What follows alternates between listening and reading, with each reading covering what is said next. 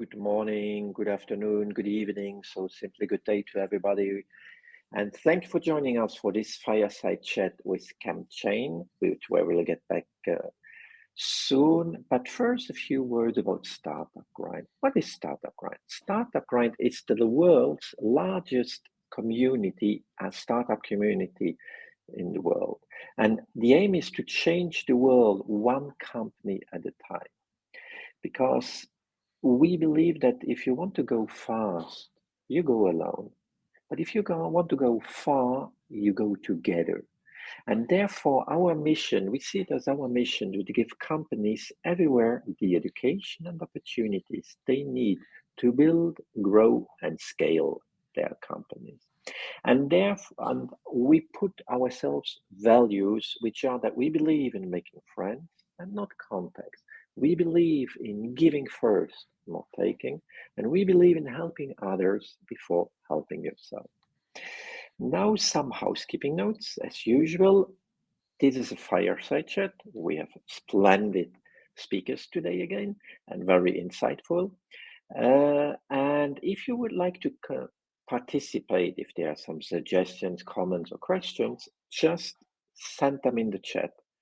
Send us in the chat and we will pick them up during our discussion. This is a fireside chat. It's not a presentation or anything else. It's not a panel.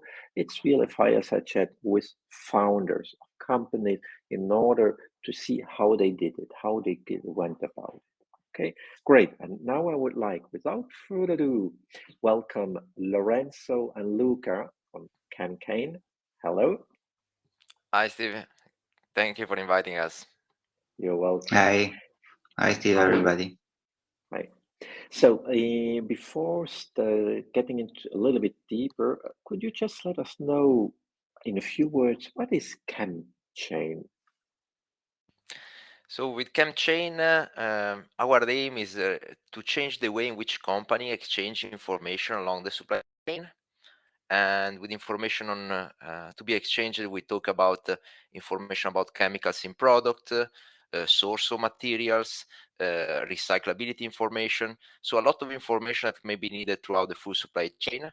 However, we break the barriers in which companies use to communicate. So we have developed a blockchain-based platform that allows companies to exchange, to keep trace of the materials and product while they move along the supply chain, but in the same time to protect, let's say, the intellectual properties or information know-how that could be present there. So that's in a nutshell what we are currently focused on, and this fits well also with upcoming European requirement on the digital product passport. That's something that is also strongly emerging. Thank you. So, but how did you get this idea? I mean, what were the, let's say, so the conditions, the environment? What made you think about it? How did it come? I mean, how did you go about it? It's not that you got up woke up one morning and then one day and said, we are launching ChemChain. We are going to enable a more secure communication and so on over the whole supply chain. How did it go about? Yes, indeed. This is not something that came up out of the blue. It comes from different signals that we perceived. But maybe we can take one step back because it is actually not our first company. Me and Luca are working together since several years, and it's in that framework that we realized the need for something new. And but maybe I can let Luca to give an overview of how we arrived there, starting from our previous company. Yeah, sure. So our previous company is called Chemical, and we provide software as a service solution for companies to keep track of emerging changes in regulatory landscapes with a specific focus of use of chains.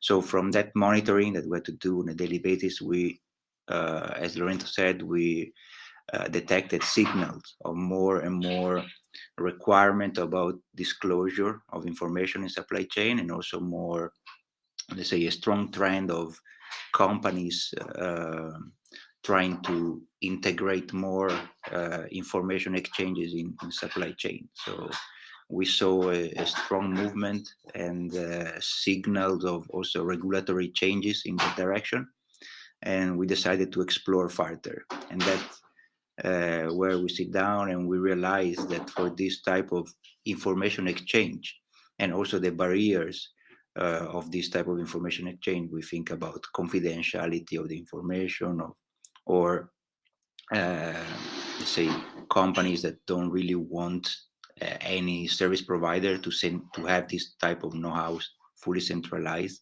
So this type of barriers somehow were typical challenges that a blockchain solution could overcome. So we understood there was a potential market and we had an idea of a potential solution. So we sit down together and we start discussing this, and we realized there was a business opportunity, and we decided to go for it, set up a new dedicated team, a new company, and that's how ChemChain was born. So it was born of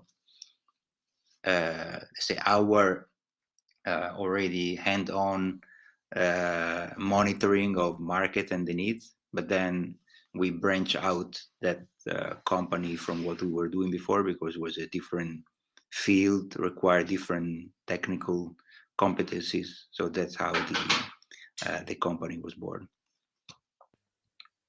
Okay, thank you. And I mean, you had this previous company. Does it still exist? Does it still operate? Yeah. Okay. Yeah. And Yeah, how did you go about it? I mean, in the beginning, did you foresee that it would be a completely different entity, or would it be? Did you see it more like, okay, we have our company, and this could be a nice add-on to the existing one? started within the same company. We also applied for some European funding and received a small grant from the European Commission, 50,000 just to run feasibility study. So that was done within the existing company, because the aim was to assess the feasibility of a potential business opportunity. But then after that, we really realized that we needed different people, a different focus. Potentially then, as it happened, also incorporating the company in a different jurisdiction, where these type of topics are a priority also of the government, and that's why we ended up in Luxembourg, and we can talk more about that.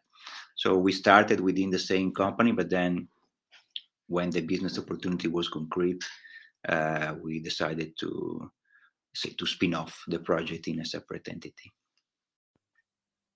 You both are still how did you balance that one? I mean, because you are involved in your previous company, and you're also involved in ChemChain. How did you go about it?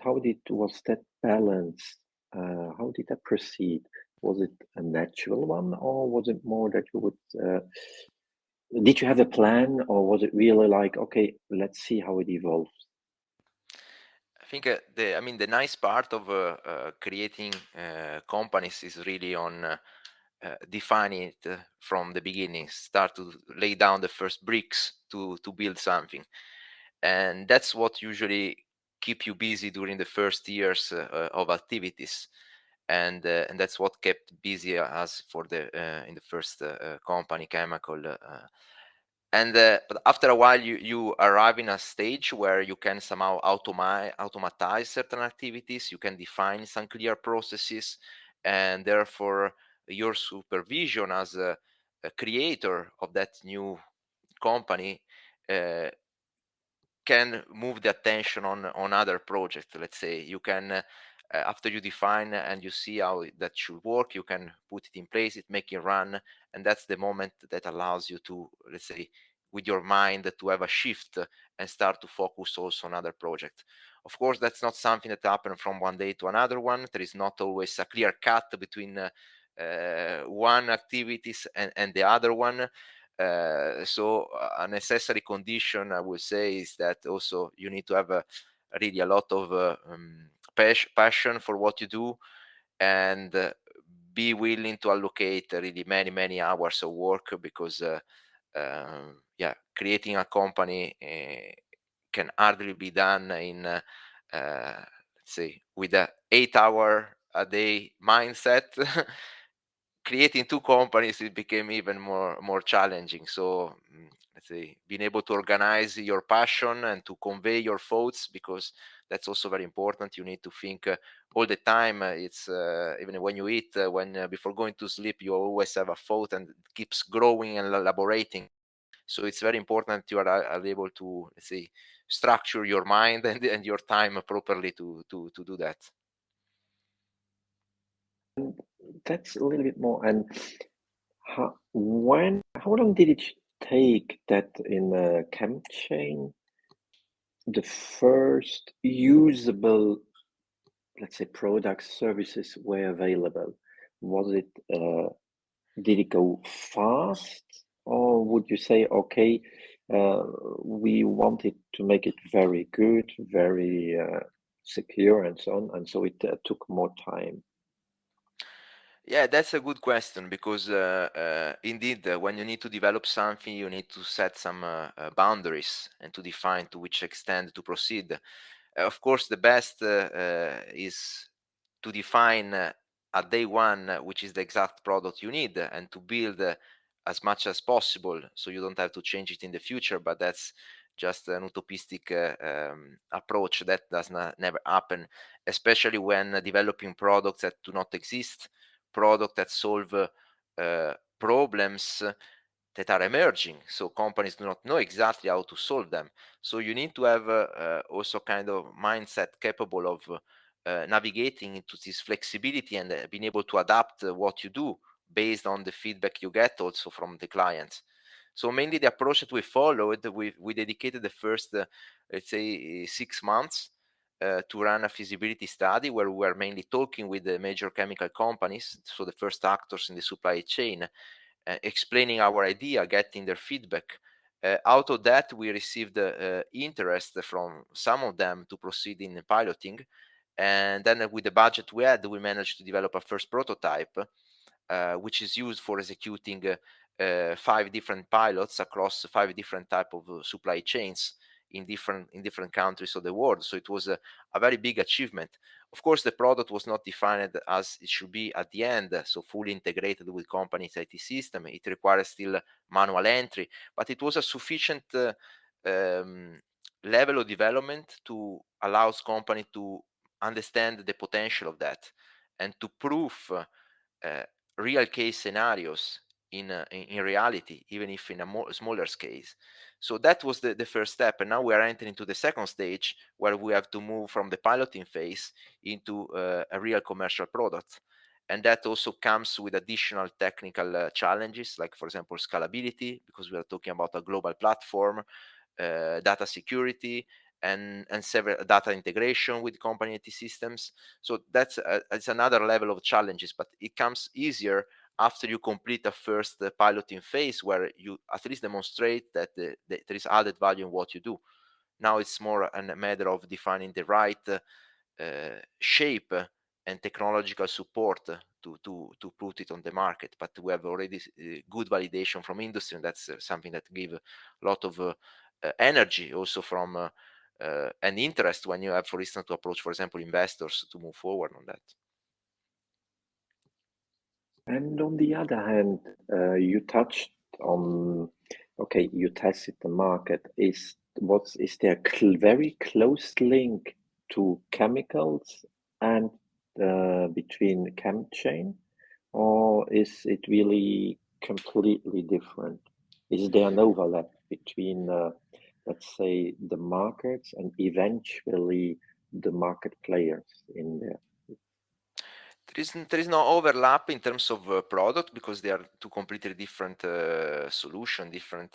What there is in common is some of the sectors that we operate with. So the companies that need to monitor the development of chemical legislation, as also the companies that are responsible for passing through information on the supply chain. Also, the people that we interact with could be somehow similar, because the one that understand the regulatory compliance problem are also the ones that are potentially looking for solution. But then the let's say the direct contact with people, then it's different, because now here we're talking about very technical IT solution. It deals with the supply chain and communication at global level. So also the player within the companies are different. And that's also another big part of the work, to navigate within these big companies where you have thousands of people working there, and you have to find the right person where you could present and introduce the project. So even before introducing the project, you need to do some work to understand how the companies are structured, how they're organized, and try to move and networking inside the company until you reach the right person that you could talk about. And in our case, we had to interface a lot with the IT innovation departments, because they are the ones that are somehow promoting new solution for making the work better and bringing up more value, let's say, in the companies. And from there on, I mean, this new entity, ChemChain, you were already referring to it, that okay, you needed new skills and so on. Was it difficult to find those skills for you, or because on the one hand, you, as you just explained, there are similarities with your actual market with chemicals, but on the other hand, you also said it's something between quotation mark new. I mean, it's another area. Was it difficult to get the team, a new team around it? So we, as you say, we were covered on the regulatory aspect, on let's say on the industrial insight aspect. Actually, the main area that was for us new was the technical part, because our previous products are a typical SaaS solution with web technologies. We never been working with blockchain before, so we were let's say lucky enough to have one of our friends in Lorenzo network to be highly skilled in blockchain, but also in security. That is the other big part of our solution. And so he co-founded the company with us. That was definitely, let's say, I would say a strike of luck, because normally, if you look for a person that have all the knowledge on blockchain, but also security, web, say multiple years of experience on also on corporate solutions and so on, that's difficult to find, and especially difficult to find where you don't have a budget to pay for let's say an experienced person of that kind. So he became a co-founder, and that definitely helped us a lot in progressing and developing the MVP that we presented to the chemical companies. So the team, let's say the co-founding team, cover all the aspects of the business, and that was probably very important for us to progress up to where we are today.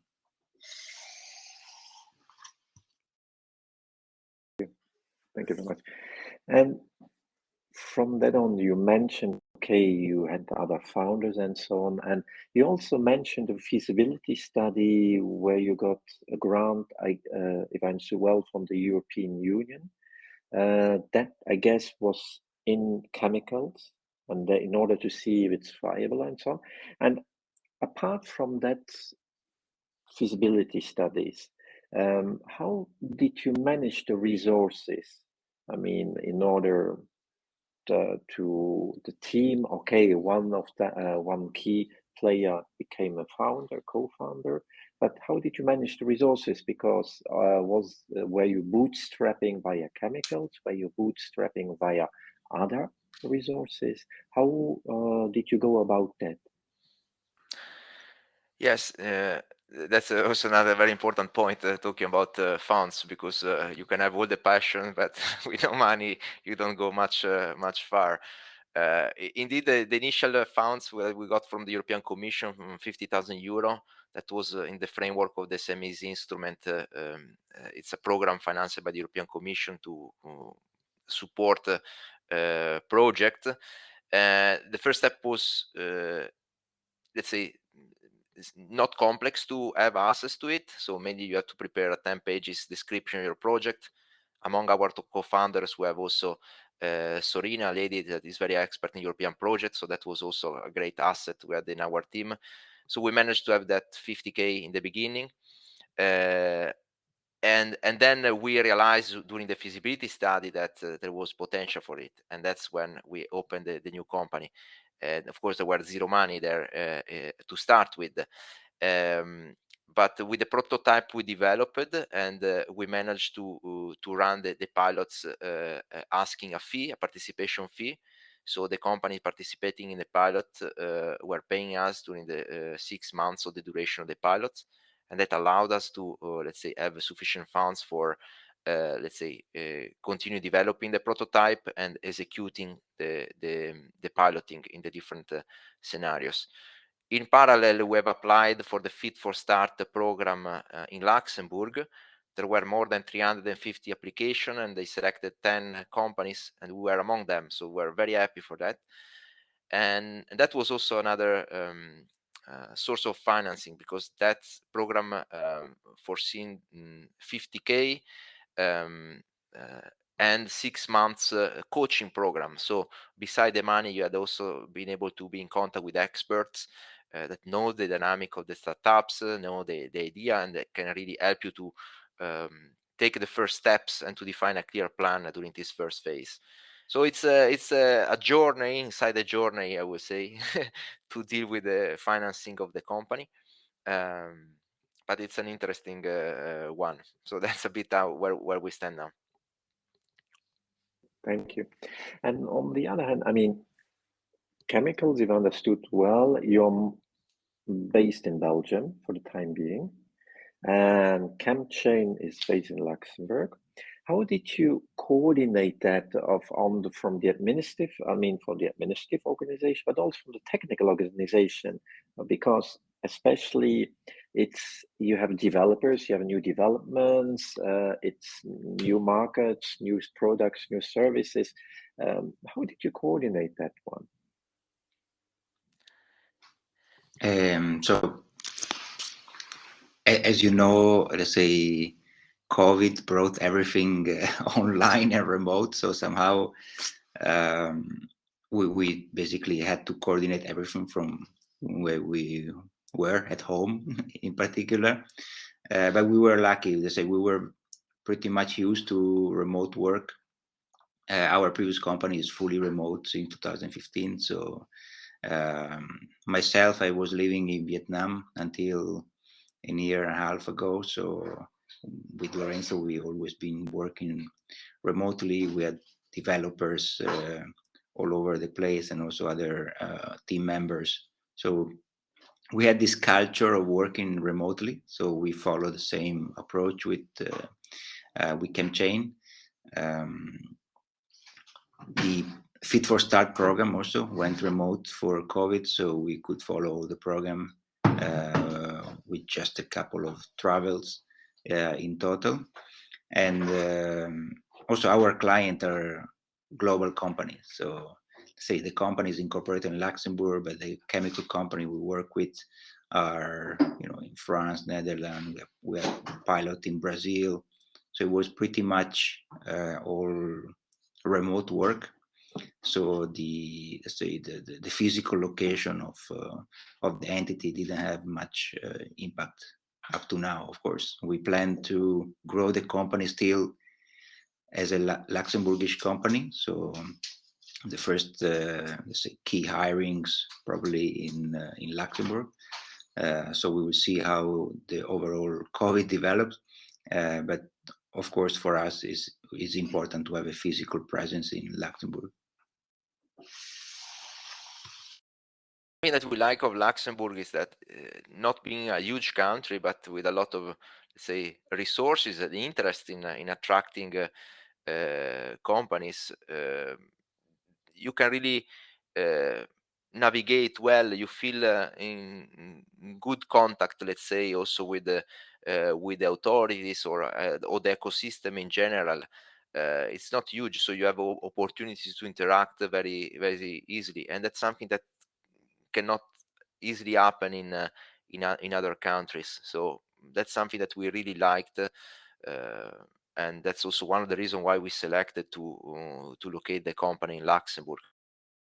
A research phase in the beginning where we had to decide where to incorporate the company. So we explore different options, and we are also invited to have a meeting with some representative from the Ministry of Economy to explain better the startup ecosystem there. They also explained that they were doing some activities that were somehow interlinked with what we were doing, so there were also some opportunity to cooperate also with some topics of interest for the government.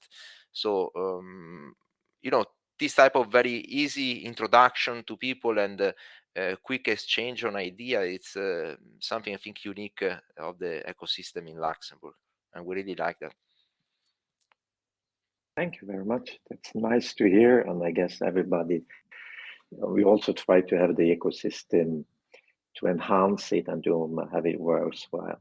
The other thing is, that's how you set up, but how do you see it develop? I mean, the ChemChain, will you be B2B? Will it be B2B2B? Will you be in that, your services, will they be provided directly by you, or will you be a service provider to, let's say, I don't know, I just say lawyers or people or other service providers in the regulated areas, that they would use your tool or with their service portfolio for their client?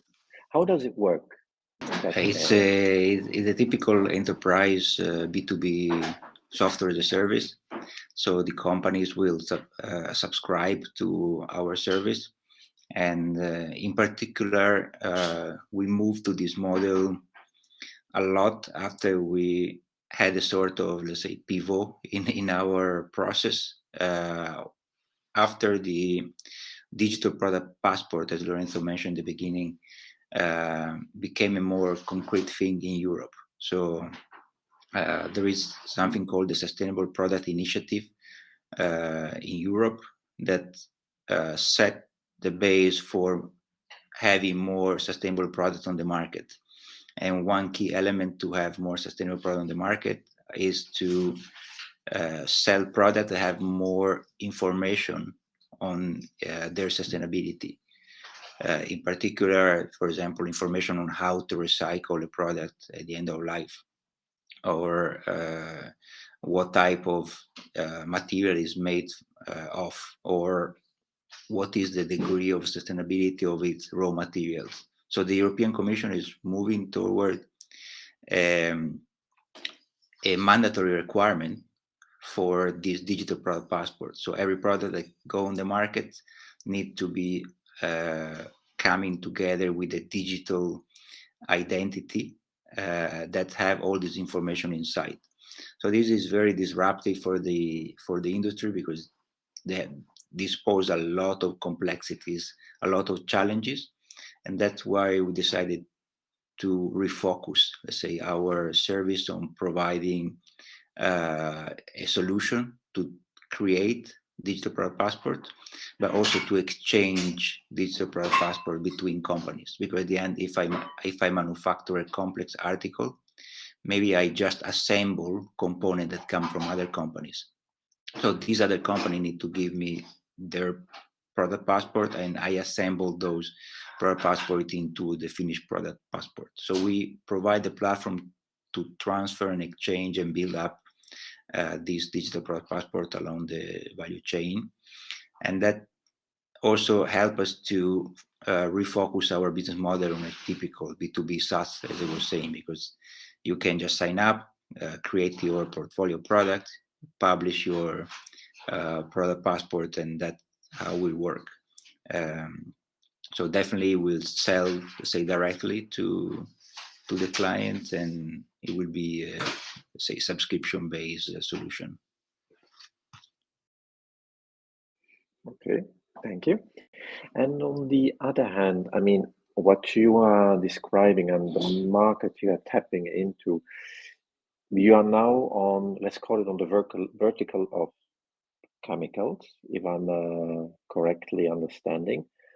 Do you think, or do you foresee eventually also to address other verticals? Because also other verticals, other industries will have to comply in one or the other way in the whole process chain, production chain, uh, maybe not chemicals, but other things.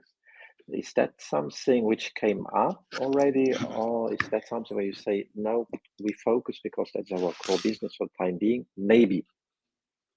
So we started from chemicals because we had that the understanding of the industry, as we said, and also because if we are looking at supply chains, let's say the vast majority of supply chain, the initial raw material are actually chemicals, right? If we think about plastic or metals, most of the product we use in the very beginning start with chemical substances. Also because even, let's say, natural ingredients are classified as chemicals. So we said, okay, let's start from the beginning of the supply chain, and in the beginning of the supply chain there are chemicals. But a complexity that we face is that then those chemicals end up in all the type of possible existing industries. So when we work with the pilots, with the chemical company we started working with Solvay, Dow, Procter & Gamble, they brought us into the most, various supply chains. So we started working on the textile industry, pharma industry, fast moving consumer goods. We started working on furniture, energy. So we enter a multitude of industries, and it became very, very complex. And again, the digital product passport help us to refocus, because the sustainable product initiative have a clear focus on certain industry where the sustainability of products and the impact of those industry in the overall environment is the highest. So there is a focus on textile, there's a focus on furniture, on electronics, on construction products. So that also help us to narrow down our focus on the verticals. So the chemical industry, of course, that's one that we have to work with because they generate all the raw material. But then we focus on the say verticals that are in the scope of the digital product passport, and they are already very, even they are few, they are already very complex to tackle. But that at least gave us, a priority, also an ability to say, okay, we don't enter in a specific vertical because it's not in our priority. Before in the piloting phase, we tried to explore all possible scenarios, all possible industries, because it was a learning experience also for us. But then thanks to this pivot, let's say, we decided to have a strategy of prioritization. Thank you very much. We are coming closer to the end, and I already picked up some questions, but if viewers have more questions, just shoot them to me and I will pick them up in the next. Thank you. And there's another question which goes in the direction of now, especially for ChemChain, is the paying clients, paying customers. How did that evolve? Was it very early on that you had paying users, let's call it like that, or did it take a little bit more time to get the paying users?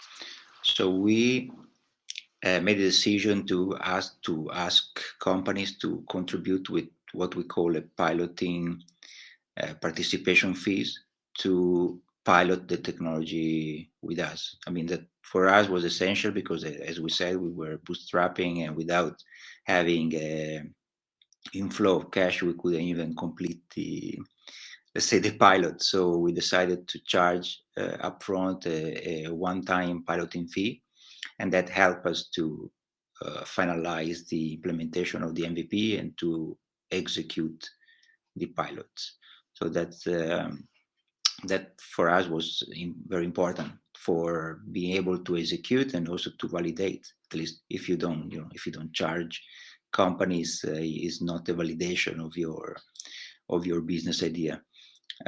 So that's, at least I say, in the B2B world. So that's how we did it, and that's how we managed to fund our early operation. And now we completed all the pilots, and we are basically waiting for a confirmation of the next step with the companies to move from the piloting phase to a commercial phase where the revenue will be recurring. So where we start implementing the, let's say, the membership business model that I mentioned earlier. So we are in that phase where we need to convert, let's say, successful pilots into recurring revenues. Thank you. And then I take the last question. It's more, well, you already addressed it during our discussion. It is, how was the acceptance in the market, in your targeted client base, customer base, or market for your solution? Was it okay? You explained us that you involved them very early on and you had some feasibility and so on. But in the end, the acceptance, was it easy? Was it straightforward? Or you hinted to that it's okay, it's a regulatory maybe obligation and so on. So how was that? How can the viewer or the viewers, how can they understand it, that part eventually? I mean, certainly the existence of some regulatory requirement for communicating information in the supply chain helped to understand that there was a problem and the need to bring more efficient solution to that area. But it was not easy because we decided to opt for blockchain technologies for different reasons, like decentralization, not having all the data centralized in a single third-party company to give more trust and control on the data, transparency, most importantly. And that also came in a period where blockchain was starting to get used in many applications. It was a kind of buzzword. People heard everywhere, but they did not exactly know what was used for. There was also a lot of confusion in talking about blockchain with the crypto world, because it's a different, completely different things, but some technologies are in common. So it was not easy to make them understand that was the right way forward. But in the same time, there was also a lot of pressure in their own supply chains because of client asking more information. They have to have some traceability needs for their product, and therefore it was, let's say, the hardest part was somehow to help them, guide them through a path where they could find the proper use of our solution in their own supply chain, in their own in the different business units. So that's something that was not easy, but somehow we managed, and it was a kind of joint exercise, I would say. We shared our view, companies gave their views, and we somehow managed to arrive to a single common point. Then, of course, what came up end of last year with the European Commission initiative to work on the digital product passport, that was somehow kind of official rubber stamp on the validity of the activities that we were doing, because that's when, as soon as there will be this new regulation in place, it will not be only an option for companies that are more proactive or more sustainable, it will be an obligation for all. So if in the beginning we're somehow attracting the attention of companies that are more sustainable oriented, now we are attracting the attention of all companies that somehow place product on the market. So that was, let's say, an important switch in companies' mind to understand what we were proposing. Thank you very much. Thank you, both of you, for participating in this fireside chat. Before we leave, if you like, if you could share with us is what you are looking forward to, and if you had a glass ball, a crystal ball, and a magic wand, what would be the obstacles, the challenges you would like to overcome, or what are you looking forward to for ChemChain?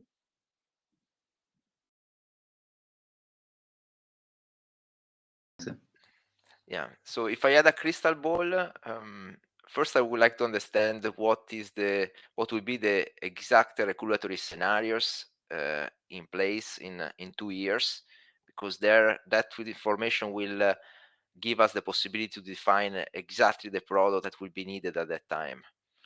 At the moment, we can only guess. So if I have to use the crystal ball to look at our situation, maybe what I would like to see is that what we have predicted now this year in terms of type of product to be placed on the market will be very similar to what will be required in the future. So to arrive to a product that is somehow more similar as possible with what will be the future needed product. But that's of course something ideal. We can only make the best use of all our information available to define what is best now, but for sure an evolution on what we offer is it will be for sure something that we cannot avoid. But the idea is really to have a product that where company realize that it's needed, and we start subscribing and using it, communicating transparently throughout the full supply chain. That's our what we envisage. Very much. So I thank you for this fireside chat, and you, dear viewer or viewers, for participating, and looking forward to another one. Thank you, Lorenzo, and thank you, Luca. Thank you. Thank you, Steve. Thank you, Steve. Thank you for the invitation.